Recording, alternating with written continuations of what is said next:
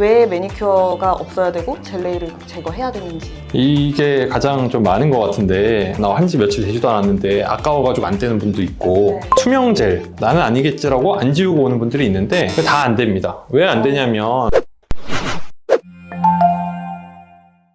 안녕하세요. DM 성형외과 김노아 실장입니다. 안녕하세요, 이주홍 원장입니다. 오늘은 성형 전 주의사항에 대한 컨텐츠를 준비해 보았는데요. 성형수술 해보신 분들이라면 잘 아시겠지만 성형수술 전에 지켜야 할 주의사항들이 꽤나 많습니다. 보통 수술 전에 병원 직원분들을 통해서 안내를 받으시거나 또 문자 메시지를 통해서 안내를 받으셨을 텐데요. 수술하는데 꼭 필요한 주의사항이다 보니까 잘 지켜주시겠지만 이걸 꼭 왜 지켜야 하지? 라는 궁금증을 한 번쯤은 생각해 보셨을 거예요. 오늘은 성형수술 전 주의사항에는 어떤 것들이 있고 왜 지켜야 하는지 성형외과 전문의 이주홍 원장님과 함께 알아보도록 하겠습니다. 수술 전 주의해야 할 사항들이 많지만 오늘은 대표적인 9가지만 준비해 보았습니다. 1번, 수술 전날 금주하기. 원장님, 우리가 수술 후에 보통 담배 피면 안 되고 술 마시면 안 된다 이런 안내들은 대부분 잘 알고 계시잖아요. 수술 전날에도 왜 꼭 술을 마시면 안 되는지 설명 부탁드립니다. 이게 여러 가지 이유가 있는데 꼭 전날만 금주를 하라는 게 아니라 수술 직전에는 금주를 해라, 이런 표현이 더 맞을 거고요. 이유는 사실 음주를 한다고 수술 염증 반응이 확 일어난다든지 이런 논리적인 이유는 아니에요. 다만 술을 드시면 잠도 잘 못 자고 피곤해지고 컨디션이 떨어지죠? 수술을 할 때 몸 컨디션이 좋아야 이 반응에 의해서 회복도 더 빠르고 만약에 있을 염증도 대비를 하고 할 텐데, 과음을 해버리면 이런 몸의 컨디션이 떨어지기 때문에 보통은 그래서 수술 전에는 좀 음주를 좀 피할 거를 권고를 해드리고 있고요. 그리고 또 한 가지는 수술을 하면 마취들을 많이 합니다. 이런 이제 약을 써서 마취를 할 때 약물이 반응을 잘 해야 되는데 전날까지 막 음주를 해버리면 간이 과부하가 걸린 상태에서 다른 마취 약물이 들어오면 이것까지 과부하가 걸린 상태에서 이제 처리를 해버리기 때문에 마취도 잘 안 될 뿐더러 다른 복용약도 간에서 이제 분해를 할 텐데 거기에도 악영향이 있을 수가 있기 때문에 음주라는 거는 수술 후에도 하시면 안 되겠지만 수술 전에도 꼭 하시면 안 된다는 거 명심을 하셔야 됩니다. 본인 예뻐지고 멋있어지려고 수술을 하시는 건데 본인이 지켜야 되는 거기 때문에 꼭 지켜주시는 것이 유리합니다, 본인에게. 드시지 마세요.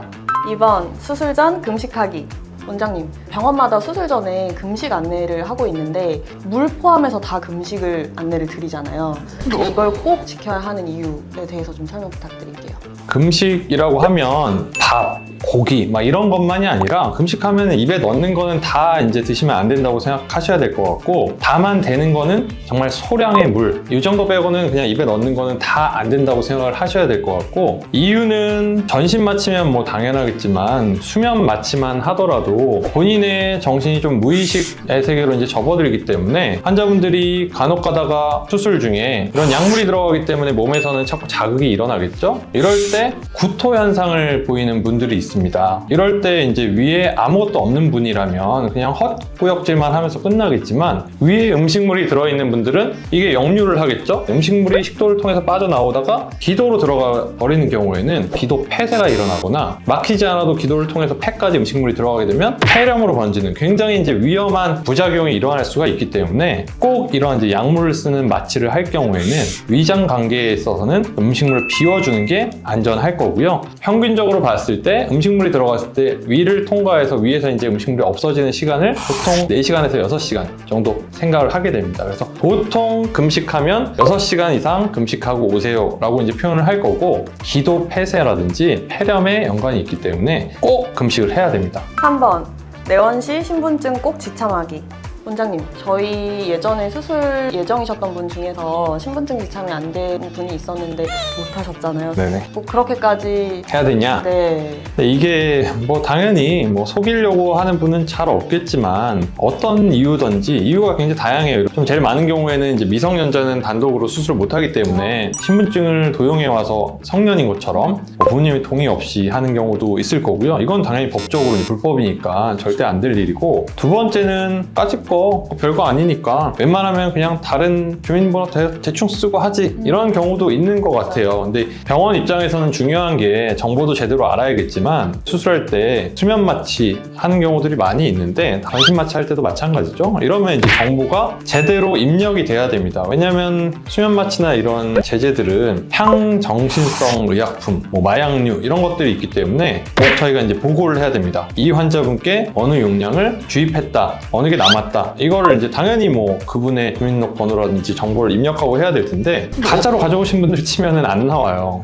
없는 존재가 돼버리고 그럼 저희는 이제 불법이 되고 이 약을 그러면 오남용이 된 거고 처리도 안 되고 말도 안 되는 거겠죠. 정말 간간히 이제 안 지키시고 이제 속이려는 분이 있기 때문에 신분증 확인까지도 부득이 이제 하게 되는 거죠. 철저하게 해야 됩니다. 원장님, 그러면 외국인 분들이나 또 신분증을 잃어버리신 분들도 계실 거잖아요. 그렇죠. 그러면 그런 경우에 이런 신분을 대체할 수 있는 뭐 외국인 등록증이나 주민등록 등본 여러 가지가 있는데 그런 것도 괜찮을까요? 그럼요. 뭐든 괜찮죠. 본인의 신분을 증명할 수 있는 거라면 다 되고요. 주민등록증이라든지 뭐 운전면허증, 여권도 가능할 거고 당연히 외국인 등록증도 가능하고 정부24라는 어플이라든지 뭐 패스라는 어플 뭐 이용하시면은 충분히 이제 저장해서 오실 수가 있기 때문에 다만 캡처된 사진은 저희가 안 받습니다. 이건 조작이 너무 쉽기 때문에 그렇게는 안 되고 인증된 어플이라든지 인증된 종이로 된 사본 뭐 이런 거는 가능하죠.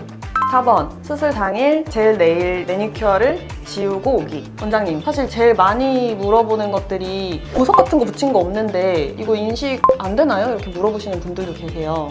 왜 매니큐어가 없어야 되고 젤 네일을 제거해야 되는지. 이게 가장 좀 많은 것 같은데 나 한지 며칠 되지도 않았는데 아까워가지고 안 되는 분도 있고 투명 젤 나는 아니겠지라고 안 지우고 오는 분들이 있는데 다 안 됩니다. 왜 안 되냐면 우리가 수술할 때 전신 마취를 한다든지 수면 마취를 할 경우에는 산소 포화도라는 게 상당히 중요합니다. 전신 마취는 다른 나의 상태를 체크하는 게 많기도 하지만 수면 마취에서 제일 중요한 거는 내가 숨을 잘 쉬고 있는지거든요. 왜냐면 보통 이제 수면 마취에 쓰는 제재들이 이런 호흡을 조금 억제하는 영향이 있기 때문에 한 10분 중에 한 분은 숨 쉬는 게 조금 떨어집니다. 그럼 어떻게 하냐? 숨 쉬세요 하면 돼요. 너무 간단하죠? 이거 못하면 사고가 나는 거예요.